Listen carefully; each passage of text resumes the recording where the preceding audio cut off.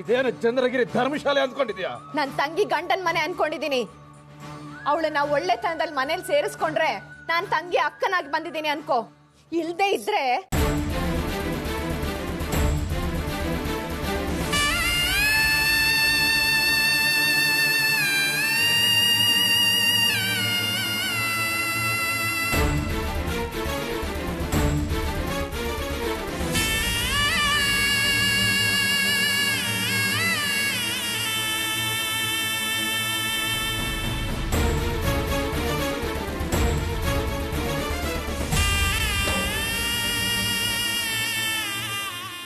ನನ್ ತಂಗಿಗೆ ಅತ್ತೆ ಆಗಿ ಬರ್ಬೇಕಾಗತ್ತೆ.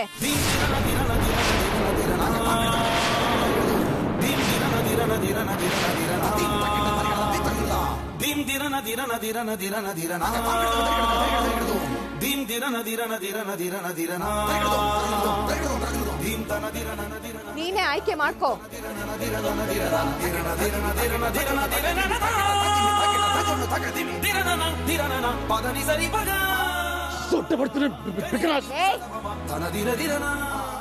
ನಿನ್ನ ಬೆದರಿಕೆನ ನಿನ್ ಹತ್ರನೇ ಇಟ್ಕೋ. ಇದಕ್ಕೆಲ್ಲ ಹೆದರ್ಕೊಳ್ಳೋದಕ್ಕೆ ನಾನೇ ನನ್ ತಂಗಿ ಕಲ್ಪನಾ ಅಲ್ಲ. ಹೇಳು, ನನ್ ತಂಗಿ ಅಕ್ಕನಾಗಿ ಇವಳು ನೀ ಮನೆಗೆ ಸೇರಿಸ್ಲೋ ಅಥವಾ ಅತ್ತೆ ಆಗಿ ಬರ್ಲೋ? ಅತ್ತೆ ಆಗಿ ಬಂದ್ರೆ ವಾಪಸ್ ಹೋಗಲ್ಲ, ಸಾಯೋವರೆಗೂ ಇಲ್ಲೇ ಇರ್ಬೇಕಾಗತ್ತೆ. ನಾಚಿಕೆ ಇಲ್ಲದವಳೆ, ಇನ್ನಂತವ್ರು ಯಾರಿಗೆ ಬೇಕಾದ್ರೂ ಅಕ್ಕ ಆಗ್ತೀರಾ, ಯಾರ ಪಕ್ಕ ಬೇಕಾದ್ರೂ ಬರ್ತೀರಾ? ಸಾಕ್ ನಿಲ್ಸೋ. ನನ್ನ ಬಗ್ಗೆ ಈಗ ಬೇಕಾಗಿಲ್ಲ. ಮರ್ಯಾದೆಯಿಂದ ನನ್ನ ತಂಗಿನ ಮನೆಗೆ ಸೇರ್ಸ್ಕೋತೀಯೋ ಇಲ್ವೋ? ಸಾಧ್ಯನೇ ಇಲ್ಲ. ಬೀದಿಯಲ್ಲಿ ಹೋಗೋರ್ನೆಲ್ಲ ಸೊಸೆ ಅಂತ ಮನೆಗೆ ಸೇರ್ಸ್ಕೊಳ್ಳಕ್ಕೆ ಇದು ನಿನ್ನ ಕಾಳಪ್ಪನ ದೊಡ್ಡ ಅಲ್ಲ.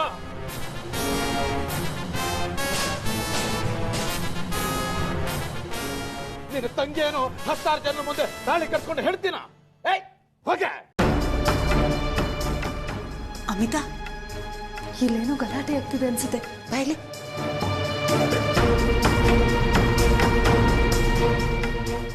ಕಲ್ಪನಾ ಅಂದ್ರೆ ಅವಳೆ. ಅವಳ ಜೊತೆ ಇರೋಳು ಮಂಜುಳಾ ಅನ್ಸುತ್ತೆ. ಸರಿ, ನೀನು ನನ್ನ ತಂಗಿನ ಮನೆಗೆ ಸೇರಿಸ್ಕೊಳ್ಳಲ್ಲ ಅಲ್ವಾ? ನನಗೆ ನನ್ನ ತಂಗಿ ಭಾರ ಅಲ್ಲ. ಅವಳನ್ನ ಎಲ್ಲಿ ಸಾಕ್ಬೇಕು, ಹೇಗ್ ಸಾಕ್ಬೇಕು ಅಂತ ನನಗೆ ಚೆನ್ನಾಗಿ ಗೊತ್ತು. ತಂಗಿನ ಕರ್ಕೊಂಡು ಬಂದಿರ್ಬೇಕು.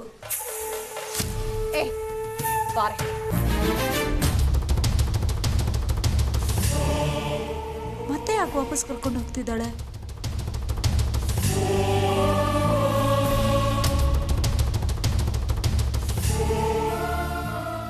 ಮಾವ ಕೋವಿ ತಗೊಂಡು ಹೆದರಿಸಿರ್ಬೇಕು. ಪಾಪ, ಜೀವ ಭಯ. ಮಾವನ್ಗೆ ಯಾರಾದ್ರೂ ತಿರುಗಿಸಿ ಗುರಿ ಇಡಬೇಕು, ಆಗ ಗೊತ್ತಾಗುತ್ತೆ.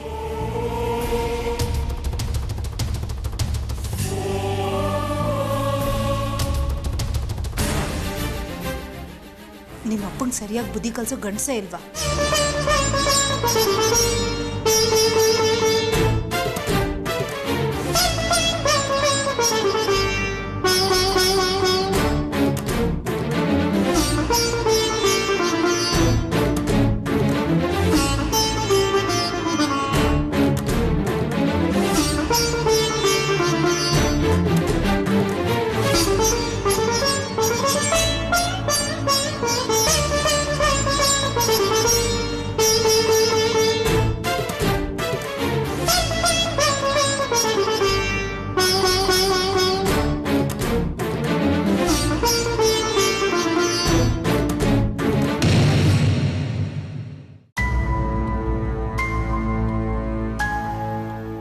ನನ್ನ ಹತ್ರನೇ ಬಾಲ ಬಿದ್ದಾಳೆ ಭೋಸಡಿ. ಅವಳು ತಂಗಿನ ನಾ ಸೊಸೆ ಅಂತ ಮಂಗಳಾರತಿ ಅಂತ ಮನೆ ತುಂಬಿಸ್ಕೋಬೇಕಾಗಿತ್ತಂತೆ. ಇದೇನು ಧರ್ಮರಾಯನ ಛತ್ರನ? ಇವ್ರ ಅಪ್ಪನ ಮನೆ ಆಸ್ತಿ. ನೀನು ಒಂದು ಮಾತಾಡ್ಬೇಕಾಗಿತ್ತು, ಕಥೆನ ಬೇರೆ ಆಗ್ತಿತ್ತು. ಮಾತಾಡೋದೆಲ್ಲ ಆಡೇ ಹೋದ್ಲಲ್ಲ, ನಿಮ್ಗದೇನೋ ಹೇಳ್ತಾ ಇದ್ಲು. ಏನೋ ಅದೇನೋ ಅತ್ತೆಯಾಗಿ ಬರ್ಲಾ ಅಂದ್ಲು. ಹಾಗಂದ್ರೆ ಏನರ್ಥ?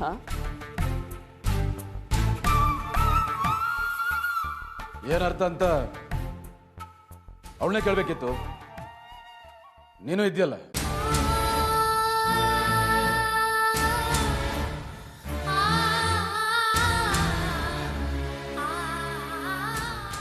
ಮಾತು ಹಾರಿಸ್ಬೇಡಿ.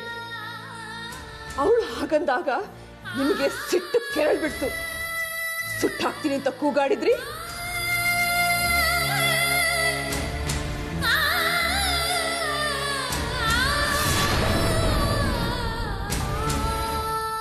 ಬಾಯಿಗೆ ಬಂದಂಗೆ ಮಾತಾಡಿದ್ರೆ ಸುಮ್ಮನೆ ಇರ್ತಾರೆ. ಮಾಲ್ಗೆ ಸಿಗದ್ ಹಾಕ್ತಿದ್ದೆ. ಅತ್ತೆಯಾಗಿ ಬರಲ್ಲ ಅಂದ್ರೆ ಹಾಗಂದ್ರೆ ಏನು ಅಂತ ನೀವು ಕೇಳ್ಬೇಕಿತ್ತು. ಅದನ್ ಬಿಟ್ಟು ಬಾಯಿ ಮುಚ್ಚೋಕ್ ಪ್ರಯತ್ನ ಪಟ್ರಿ. ಯಾಕೆ? ನಾನಿದ್ದೆ ಅಂತಲಾ? ಏಯ್ ಏನಾಗಿದೆ ನಿನಗೆ? ಹಾದಿಲ್ ಹೋಗೋ ಬಿಕ್ನಾಸಿಗಳೆಲ್ಲ ಬಾಯಿಗೆ ಬಂದ ಮಾತಾಡಿದ್ರೆ ಅದಕ್ಕೇನು ಅರ್ಥ ಇರುತ್ತೆ? ಏನರ್ಥ ಅಂತ ಕೇಳಕ್ಕಾಗುತ್ತಾ? ಅವಳು ಹೇಳೋ ಸುಮ್ಮನೆ ಕೂಗಾಡಿದ್ಲು ಅಂದ್ರೆ ಸುಮ್ನೆ ಬೈದ್ರೆ ಅರ್ಥ ಇರಲ್ಲ, ನಿಜ. ಆದ್ರೆ ಕಲ್ಪನಾಗೆ ಅತ್ತೆಯಾಗಿ ಬರಲ್ಲ ಅಂದಿದ್ದು ಸುಮ್ನೆ ಹೇಳಿದ ಮಾತಲ್ಲ. ನನ್ ಬಾಯಿನ ಮುಚ್ಚಕ್ ಬರಬೇಡಿ. ಯಾವ ದೊಡ್ಡ ಹೆಂಡತಿಗಾದ್ರೂ ಇದು ಅರ್ಥ ಆಗುತ್ತೆ. ಹುಚ್ಚಿ ತರ ಕೂಗಾಡಿದ್ರೆ ಏನ್ ಅರ್ಥ? ಹುಚ್ಚಿ ತರ ಕೂಗಾಡ್ಲಿಲ್ಲ ಅವಳು, ವೈಯಾರ ಮಾಡ್ಕೊಂಡು ಕೇಳಿದ್ಲು. ನನ್ಗನ್ಸುತ್ತೆ ನಿಮ್ಮಿಬ್ಬರಿಗೂ ಸಂಬಂಧ ಇದೆ.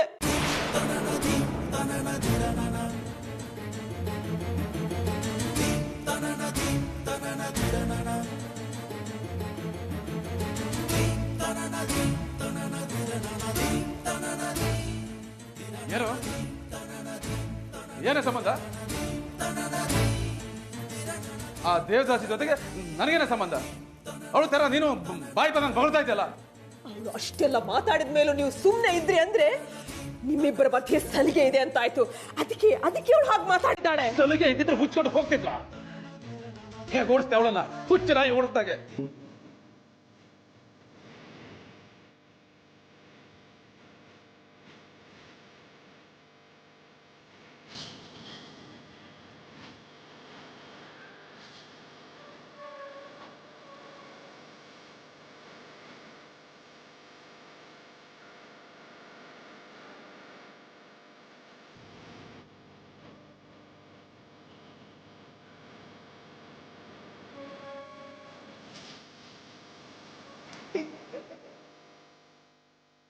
ನೋಡಿ,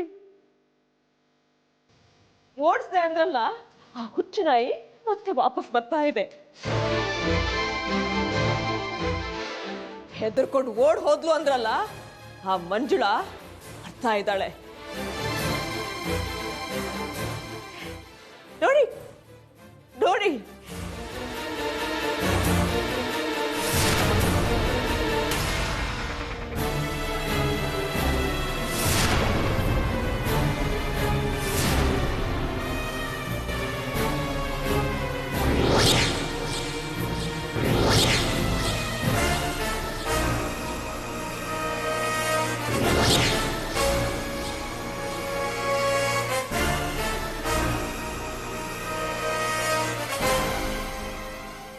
ಮನೆ ಒಳಗೆ ಹೆಜ್ಜೆ ಇಟ್ರೆ ಚೆನ್ನಾಗಿರಲ್ಲ. ಯಾರು? ಏನ್ರಿ ಈ ಧರ್ಮಯ್ಯನ ಮನೇಲಿ ಇವರದ್ದೇನು ತಮಾಷೆ ನಡೀತಿದೆ ಅಂತ ನೋಡೋಕೆ ಬಂದ್ರ? ಮದುವೆ ಅನ್ನೋದು ನಿನಗೆ ತಮಾಷೆ ಆಗಿರ್ಬೋದು ಧರ್ಮಯ್ಯ. ನಿನ್ನ ಮಗ ನನ್ನ ತಂಗಿಗೆ ತಾಳಿ ಕಟ್ಟಿದ್ದು ತಮಾಷೆ ಅಲ್ಲ ಅಂತ ಸಾಕ್ಷಿ ಆಗೋದಕ್ಕೆ ಬಂದಿದ್ದಾರೆ ಇವರೆಲ್ಲ. ಈ ಹೆಣ್ಣಿನ ಮಾತು ಕೇಳಿ ನೀವೆಲ್ಲ ನಮ್ಮ ಮನೆಗೆ ಬಂದಿದ್ದೀರಾ ಅಂದ್ರೆ ಇದು ನಿಮ್ಮೂರಿಗೆ ನೀವು ಮಾಡಿರೋ ಅವಮಾನ ಅಲ್ವಾ?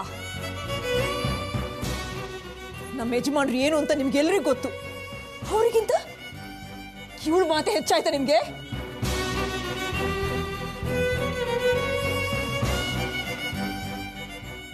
ವಿಷಯ ಏನಂತ ತಿಳ್ಕೊಳಕ್ ಬಂದ್ವಿ.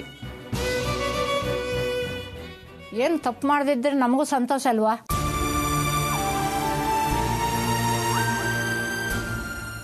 ನಿಮ್ಮ ಜನಗಳ ಮುಂದೆನೆ ನೀನ್ ಕೆಟ್ಟ ಮನುಷ್ಯ ಆಗ್ಬೇಡ ಧರ್ಮಯ್ಯ. ಇವರು ನೀನು ಒಳ್ಳೆತನ ಮಾತ್ರ ನೋಡಿದ್ದಾರೆ. ಇವತ್ತು ನೀನು ಒಳ್ಳೆತನದಿಂದ ನಡ್ಕೊಳ್ದೇ ಇದ್ರೆ ನಿನ್ನ ಬಂಡತನ ಇವ್ರ ಮುಂದೆ ಬಯಲಾಗುತ್ತೆ.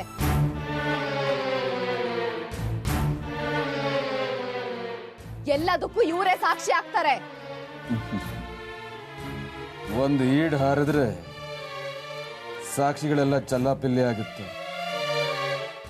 ಅವ್ರು ಯಾವುದಕ್ಕೆ ಸಾಕ್ಷಿ ಆಗ್ತಾರೆ ಅನ್ನೋದು ನಿನಗೆ ಗೊತ್ತಾಗತ್ತೆ. ಆಯ್ತು, ಕಲ್ಪನಾ ಈ ಮನೆ ಸೊಸೆ ಅನ್ನೋದಕ್ಕೆ ಸಾಕ್ಷಿ ಆಗದೆ ಇದ್ರೆ ಕಡೆ ಪಕ್ಷ ನಿನ್ನಿಂದ ನಡೆಯೋ ಅನಾಹುತಕ್ಕಾದ್ರೂ ಇವರೆಲ್ಲ ಸಾಕ್ಷಿ ಆಗ್ತಾರೆ. ಗುಂಡು ಹಾರಿಸ್ತೀಯಾ?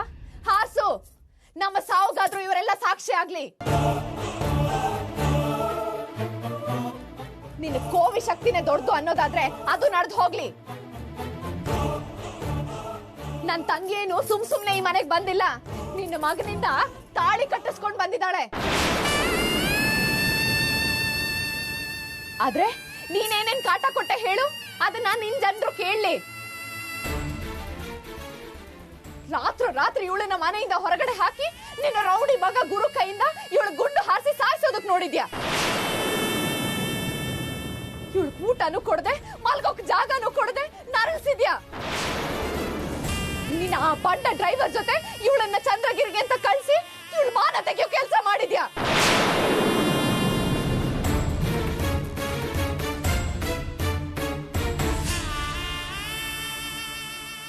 ನಡು ರಾತ್ರಿಲಿ ಕಾಡ್ ಮಧ್ಯೆ ಇವಳನ್ನ ಬಿಟ್ಟು ಬರೋದಕ್ಕೆ ಹೇಳಿದ್ಯಾ? ಕೈಯಲ್ಲಿ ಬೀಳು ಕಾಸು ಇಲ್ದೆ ಇವಳು ಏನೇ ನರ್ಕ ಅನ್ಭವಿಸಿದಾಳೆ ಗೊತ್ತಾ ನಿನ್ಗೆ? ಏನಮ್ಮ, ನಿಮ್ಮ ದೊಡ್ಡಸ್ಗೆ ಬಗ್ಗೆ ಬೇಕಾದಷ್ಟು ಮಾತಾಡಿದ್ರಿ, ಇದೆಲ್ಲ ನಿಮ್ ದೊಡ್ಡಸ್ಗೆನಾ? ನಮ್ಮನ್ನ ದೇವದಾಸಿಗಳು ಅಂತ ಹಂಗಿಸ್ತಿರಲ್ಲ, ಮನೆ ಸೊಸೆ ಮೇಲೆ ಅತ್ಯಾಚಾರ ಮಾಡೋಷ್ಟು ಕೆಟ್ಟವ್ರಲ್ಲ ಈ ದೇವದಾಸಿಗಳು.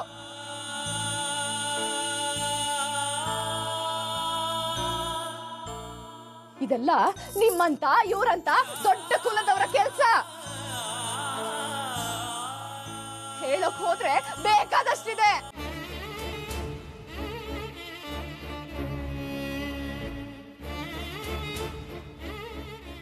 ಇದ್ರ ಮುಂದೆ ನಿನ್ ಗುಂಡು ಹಾರಿಸೋದು ದೊಡ್ಡ ವಿಷಯ ಅಲ್ವೇ ಅಲ್ಲ. ಹಾರಿಸೋ ಗುಂಡು. ನೋಡಮ್ಮ, ದಯವಿಟ್ಟು ಹೊರಟೋಗು. ಈ ಗಲಾಟೆ ಎಲ್ಲ ನನ್ನ ಮನೇಲಿ ಆಗೋದು ನನ್ಗೆ ಇಷ್ಟ ಇಲ್ಲ. ಇವಳನ್ನ ಸೊಸೆ ಅಂತ ಒಪ್ಕೊಳ್ಳಿ. ಒಂದು ಮಾತಾಡ್ದೆ ಹೊರಟೋಗ್ತೀನಿ. ಸಾಧ್ಯ ಇಲ್ಲ. ಇವಳು ನನ್ನ ಮನೆ ಸೊಸೆನೇ ಅಲ್ಲ. ಸಾಧ್ಯ ಇಲ್ಲ ಅಂತ ಹೇಳ್ತೀರಾ ಅಂತ ನನಗೆ ಗೊತ್ತಿತ್ತು. ಅದಕ್ಕೆ ಇವ್ರನ್ನೆಲ್ಲ ಕರ್ಕೊಂಡು ಬಂದಿದ್ದು.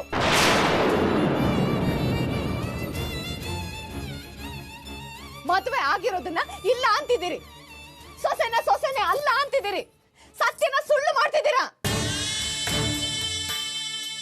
ಇದೆಲ್ಲ ನಿಮ್ಮೂರ್ ಜನರ ಮುಂದೆನೆ ನಿರ್ಧಾರ ಆಗ್ಲಿ. ನೀವು ಮುಚ್ಚಿಟ್ಟಿರೋ ಸತ್ಯನ ಇವತ್ತು ನಾನು ಹೊರಗೆ ಎಳ್ದು ನಿಜ ಮಾಡಿ ತೋರಿಸ್ತೀನಿ.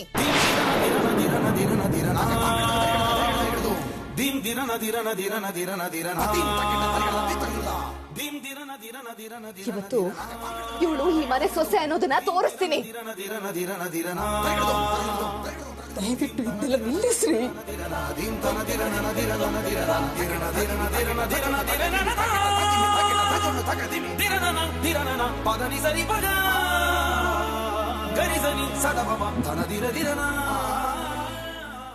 ಅದಾಗೆ ನಿಲ್ಲುತ್ತೆ. ನೀನ್ ಯಾಕೆ ಚಿಂತೆ?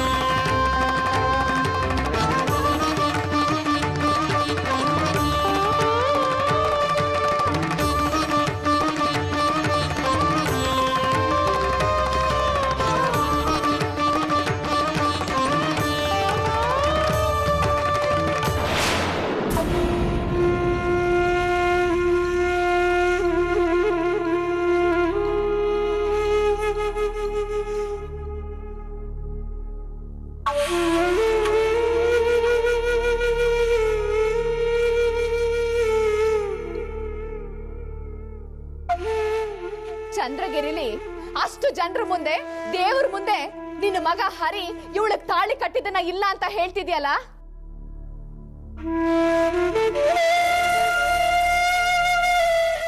ಇವತ್ತು ನಿನ್ನೂರ್ ಜನರ ಮುಂದೆನೆ ಅವರಿಬ್ರಿಗೂ ಇನ್ನೊಂದ್ಸಲ ಮದುವೆ ಮಾಡಿಸ್ತೀನಿ. ಇದಕ್ಕೆ ನಿನ್ನೂರ್ ಜನರೇ ಸಾಕ್ಷಿ ಆಗ್ತಾರೆ. ಇದಕ್ಕಿಂತ ಇನ್ನೇನ್ ಸಾಕ್ಷಿ ಬೇಕು ನಿನ್ಗೆ?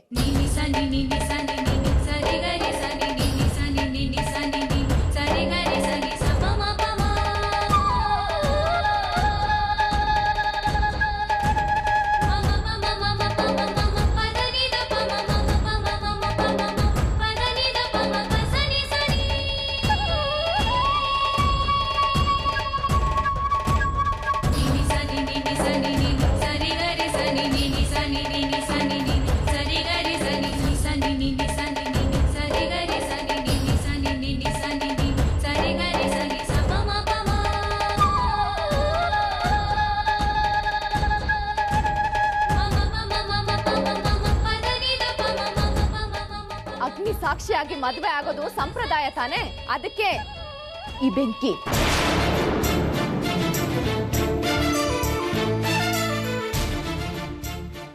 ನಿನ್ನ ಮಗ ನನ್ನ ತಂಗಿ ಇಬ್ರು ಕೈ ಕೈ ಹಿಡಿದು ಇದ್ರ ಸುತ್ತ 7 ಹೆಜ್ಜೆ ಇಟ್ಟು ಸಪ್ತಪದಿ ತುಳಿತಾರೆ.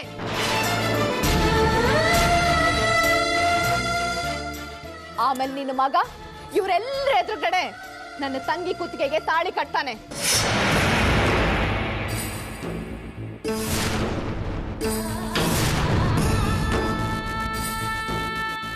ಇದೆಲ್ಲ ಬಲವಂತ ಅಲ್ಲ ಧರ್ಮಯ್ಯ. ಹರಿಗೆ ನಾನೇನು ಬಲವಂತ ಮಾಡಲ್ಲ. ಅವನಾಗೆ ತಾಳಿ ಕಟ್ತಾನೆ. ನಿನ್ನೂರ್ ಜನರೆಲ್ಲ ಒಪ್ಪಿದ್ರೆ ಆಮೇಲಾದ್ರೂ ನನ್ನ ತಂಗಿನ ನಿನ್ನ ಮನೆ ಸೊಸೆ ಅಂತ ಒಪ್ಕೊಂಡು ಮನೆ ಒಳಗೆ ಸೇರ್ಸ್ಕೋತೀಯ ತಾನೆ?